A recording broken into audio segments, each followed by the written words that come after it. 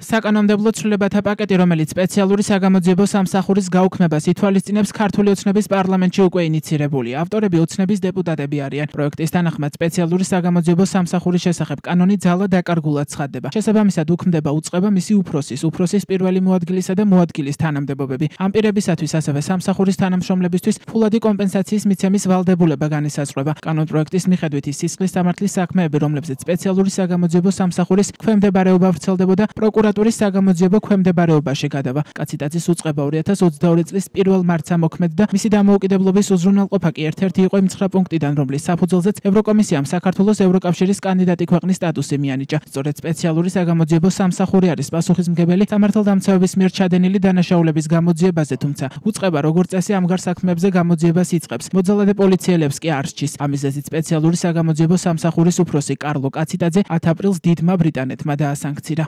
სპეციალური საგამოძიებო სამსახური შეიქმნა იმ მიზნით, რომ მას გამოეძიებინა დამოუკიდებლად ის დანაშაულები, რომელიც სამართალდამცავთა მხრიდან იყო ჩადენილი, მაგრამ ჩვენ წლების განმავლობაში ხედავდით, რომ ეს სამსახური იყო სრულიად უფუნქციო, ის ვერ ასრულებდა საკუთარ მისიას, საკუთარ მანდატს და ამ დრომდე არც ერთი საქმე არ არის, რომელიც გამოძიებულია. თუმცა ის გადაწყვეტილება, რომელიც ინსტიტუციურადაც ამ სამსახურის გაუქმებას გულისხმობს, თუ ეს საბოლოოდ ასე მოხდა, ეს რა თქმა უნდა არის საგანგაშო, ეს მიანიშნებს იმას, რომ აღარც ფორმალურად აღარ არსებობს ინტერესი, რომ არსებობდეს ცალკე დამოუკიდებელი ორგანო, თუნდაც ფორმალურად, რომელიც სპეციალური მანდატით გამოიძიებდა იმ დანაშაულებს, რომელიც ამ სამსახურს ექვემდებარებოდა. დღესვე ცნობილი გახდა, რომ ოცნების პრემიერ-მინისტრის უშუალო დაქვემდებარებაში არსებული დაზვერვის სამსახური სუსის მმართველობის სფეროში გადადის. დაზვერვის სამსახური სახელმწიფო უსაფრთხოების სამსახურის საქვეუწყებო დაწესებულებად ეროვნულ სადაზვერვო სააგენტოდ ჩამოყალიბდება. ამას 26 კანონში დაგეგმილი საკანონმდებლო ცვლილებათა პაკეტი ითვალისწინებს, რომელიც ქართული ოცნების პარლამენტში უკვე ინიცირებულია და რომლის ავტორები ოცნების დეპუტატები არიან. გაერთიანების მთავარი მიზანი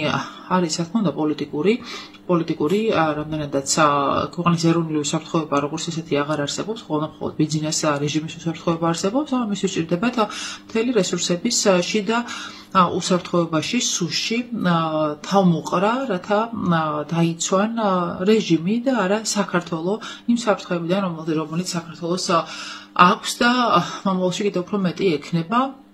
მით უფრო მაშინ, როდესაც მსოფლიოში მიმდინარეობს ის ძირეული ცვლილებები უსაფრთხოების არქიტექტურაში, რომელსაც დღეს ყველა ერთად ვხედავთ. კანონის პროექტებით ახლებურად წესრიგდება სააგენტოს საქმიანობასთან და უფლებამოსილებებთან, სააგენტოს შემადგენლობასთან, ორგანიზებასა და სტრუქტურასთან, სააგენტოს მოსამსახურის სამსახურებრივ საქმიანობაში ჩარევის დაუშვებლობასთან, მის სამართლებრივი დაცვის გარანტიებთან და სააგენტოს დაფინანსებასთან დაკავშირებული საკითხები.